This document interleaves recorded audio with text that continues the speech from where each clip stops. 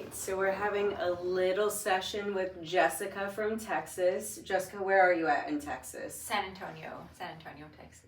And so she has been a part of GLO for about a year. Yeah. And we didn't do your initial training though, right? No, I got certified locally in San Antonio and then signed up with y'all and did like the initial training and Like squish mentorship, yeah. basically. Mm-hmm. So she came in town and we offer a mentorship program onto our training. That's 30 days. After you took your mentorship, or after you took your initial training, did you just feel like you didn't know where to start or what to do? Oh yeah, they had said they were gonna offer like some type of mentorship, but then I never really heard back. There just wasn't a commitment there with them. So yeah, it was just kind of, I felt lost. Like I was like, I don't know where to start. Like I didn't even, like, nurses I reached out to, that I knew were in the aesthetics industry didn't really respond back to kind of right, tell me, where do I start, because I think people don't want to help competition, right? Like they feel threatened by Right. that. They don't want a new kid on the block. They just want to have it all to themselves, when really I believe the secret of success is sharing the secrets of success.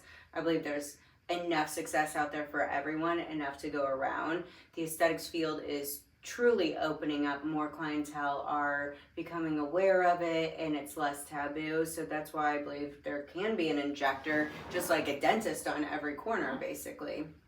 Yeah, I agree. And then when I found GLO and signed on, then it was just a whole different world. Like it was like I'm live in Texas and y'all are here in Missouri, and I still felt connected. It feels like there's always somebody there. Aesthetics is what I wanted to do, but I just thought medical weight loss would get my feet wet, just kind of, as an introduction, I guess, of the aesthetic world. So yeah, because aesthetics, I wanted to do aesthetics. Yeah. And so knowing that GLO offered that, I was like, yes. Yes. Well, I feel like, when I went off on my own, I knew how I was trained. I came from a med spa. I worked there, 3.5 years. And then I was like, okay. And I don't know if you know all of my story, but I started training people kind of by accident. Like the whole training thing and the whole way GLO grew was like just organically. And so in between, I was an ER nurse for 9 years. And then I worked for a group purchasing organization for 1 year. And then I became a nurse injector. And so for 3 years. And then when I went off onto my own, all I knew were nurses, right? Just from a nursing background. And so I was seeing clients out of my home, not by choice. It was over a legal issue with my former employer, and that was part of our settlement, which gave me no overhead expense. So I was able to lower the cost of Botox. And then nurses would come in as my clients, and they're like, how can I do this? And I was like, well, I could teach you. And I could teach you with vested interest that you would buy with me, so we can get our product for less expensive, so I can make it more affordable to the client, make a larger ROI off of it. And it just kind of became a thing. And so if you would have asked me 8 years ago when I was starting this, it was just for my own practice. I just wanted to just practice on my own with my own rules, talk to clients how I want to talk to them, not sell or upsell, things like that. So then when nurses started reaching out, I was like, well, I guess I own a training company, because I had this mad list of a waiting list of people. And it's because people really didn't know how to get into aesthetics. You had to wait and stalk Indeed and see if a med spa was hiring, and then sometimes they would want you to already be trained, and you're like, from where? And there were only places like Laser Institute, that was $7,000 for a week long, or there's other places where you can get 1-day training or 2-day training, and then they're like, best of luck to you. Yes, and I feel like I've heard mixed reviews about other trainings, whether they had a lot of clinical experience during their training, but then I was like, okay, so we started the same, I went through periods where I did Botox only class, and then I did filler, and then I found that the most successful were like Botox and filler people combined. But then I feel like there were always people with a lot of questions after they took a training. And I was like, okay, I think we should bridge the gap and create this mentorship program so people have the opportunity to just get some extra hands-on experience, be able to observe another nurse in their clinical setting. And it was a way for also me to integrate the senior nurses to not eat their young, basically, right? Like now I'm creating more additional opportunities for them. They're getting compensated to be a mentor. So there's, just they're getting paid extra to do their daily job anyway, show up and see clients, but now they get to share their knowledge with new nurses. So then, after Missouri just blew up, I was like, why couldn't we take this nationwide?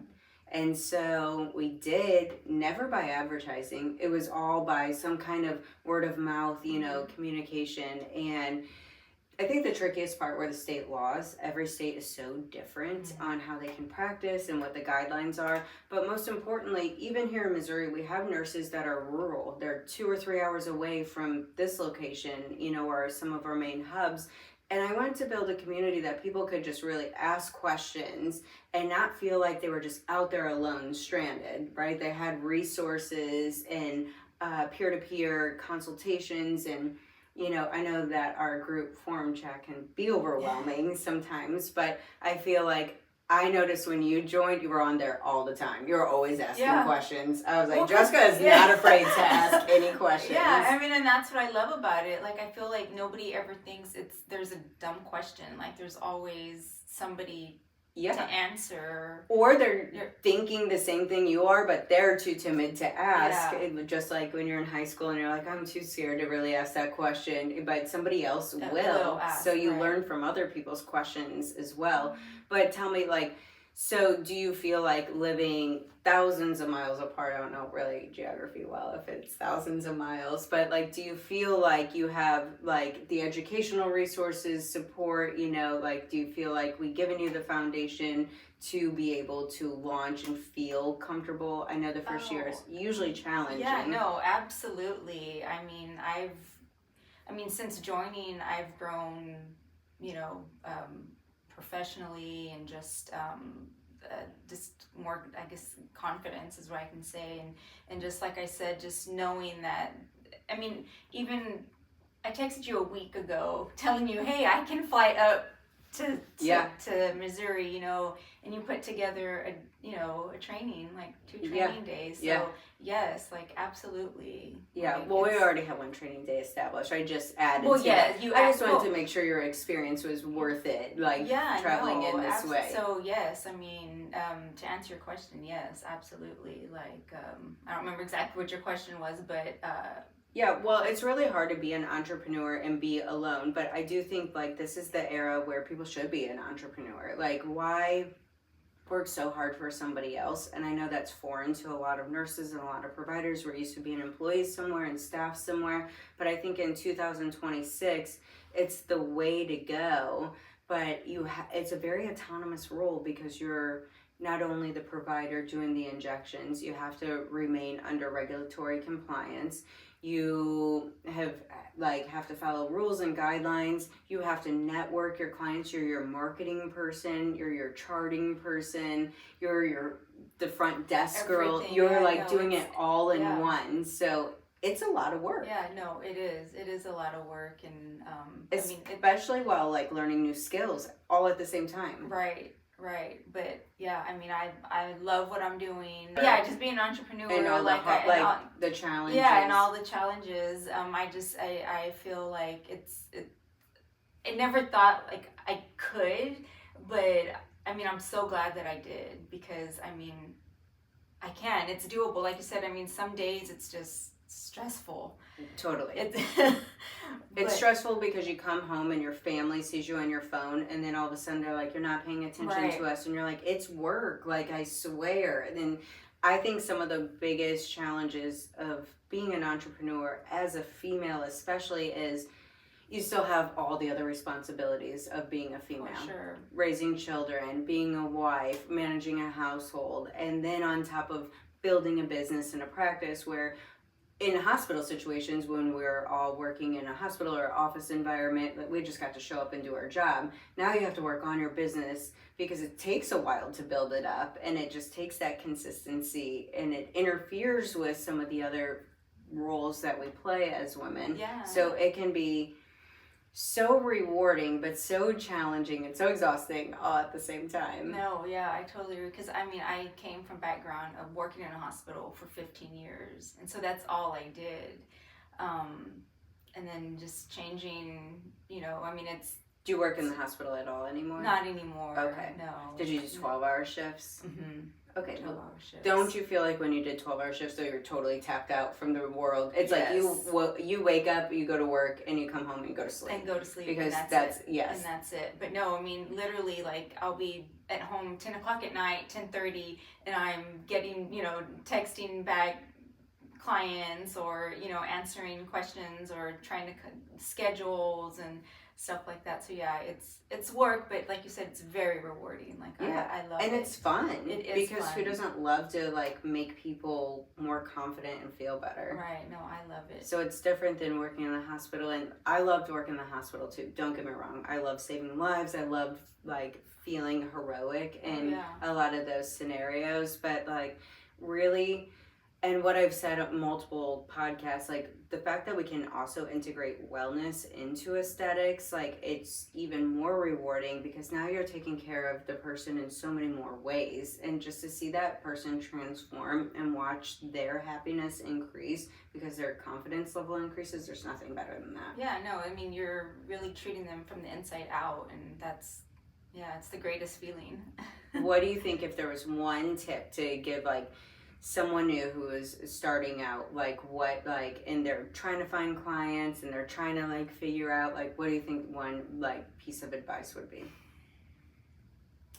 I mean, most of my clients, I started off with friends and family first, and then they just kind of just referred out to other friends and family, and then it just kind of just spread. So I don't know. I think what has brought me like clients, like I'm very genuine. Like what you see here is what you see at work. I think just being yourself, really. Yeah. Like I mean, honestly, the most important thing. Like every client to me is, I mean, not I treat them. No, like I pretty much treat them like I've known you forever. Yeah. 1,000%. That's what I was telling you yesterday. That's what built me and my practice up too. It's like I don't know a stranger. We're instantly, friends, and like I want to get to know you and understand you because I want to help you. I want to help solve your insecurities or, just transform your life and be a part of that. And I have vested interest in just to get to know them. And I feel like so many clients turn into friends, and then you're like, wait a minute. I have 700 friends. Yeah. This is like, once they find out you're an injector, you're just like, oh, it's a whole different. Yeah, then you have a lot of friends. But I love it. And I think that's what I would say is just be yourself. Yeah. And I think in today's society, it's really hard to know what's real and what's not real with social media. Yeah. And so I always, in this industry, word of mouth is your biggest advocate to gain clientele because people are going to trust someone they know. And referring from that, then a cute TikTok dance or how pretty their injector looks on a nice filtered app, I think it's so imperative that your integrity radiates through. And then when that person refers out and they're like, no, I trust this person, why don't you go see her? Right. I trust Jessica, I'm going to go see Jessica. And because you have a satisfied client, and I think that goes so much further than the world of fakeness. Yeah, no, I agree. No, I think it's important to have social media, be able to display some of your before and after, and like you can express some of your personality on that, but like when you're doing it, just to be the truest version of yourself with that as well. But it's hard. It is. I think I'm a really cool person, but I don't know how to use technology, so I don't know how to make it so more interesting than these people who just make great, funny videos. But if I was a better editor and had time, I feel like I could go more on social media, but I don't. So I'm just like, you're missing out. I'm an in-person person. I mean, I'm on social media, and I was never really a social media person, like, ever. And, like, ever since I, started, like, the business and got into aesthetics, like, I am. And I like it. I really do like social media, but I don't know. I feel like, yeah, I'm not like the videos and the being funny. Like I try, and then my teenagers are like, "What are you doing?" Like, I know. So then you second guess yourself, but you're like, maybe your generation likes it. Yeah. When I see someone fun, I think funny people are what I'm attracted to the most, and I'm just like, yes, I identify with that. Yeah. Or just people's weirdness. I just like weird people, and I'll be like, I love that you put that out there. And I'm like, do I just not want to be weird myself? I don't know. But I really just don't think I know how to operate it to make it look as flashy as I want it to be. As you want it to be. Yes. Yeah, same. That's how I feel. Or people tell me I talk like a stoner because I talk slow. And then I'm like, I won't hold their attention because I'm just like, so I want to talk about what's going on today. And it's like, you just lost them because you have 5 seconds to get their attention.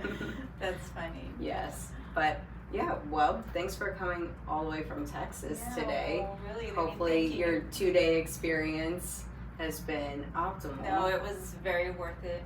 Very worth it. Thank you so much for putting together yesterday. Like it was a lot of learning, a lot of good, like techniques. Like, for example, the lips. Like everybody does them different, but different techniques. And I mean, I've learned and picked up a lot of stuff. Yeah. Just something new to bring back and try out, because it is a lot of experimenting when you're injecting, right? It's a lot of artistic ability, knowing your fundamentals of like certain anatomy and what depth are you in, just to be safe. But the rest is all your creativity and your artistic ability. And so I think it is important to learn from a variety of people, because everyone has techniques. I have techniques from 12 years ago. And then you've probably learned later, like latest and greatest techniques different, but I just, everybody adapts to something different. Yeah, no, thank you. Like it was worth it, even though I don't know why I like to travel when like the weather is just crazy and everybody's getting. Stress always comes during a snowstorm. I don't know why, yes. but yeah, thank you. Because you're bored at home, it's getting colder. Yeah, exactly. You know what? I have nothing else to do. We're just gonna go somewhere colder. Yeah, exactly. Yeah, too cold for me though. And then race the snowstorm. It'll be fun. Yeah. Well, when I get home back to Texas, we're supposed to have cold weather as well. So. Yeah. You're like, well, here we are. Cold to cold. Oh my gosh. But it won't last as long, probably. Yeah. Home, so. Yeah. Well, it'll be 65 next week or something, and then snow will melt. It's so bipolar for sure. Very. All right. Well, thanks again for coming. Thank you, Jamie.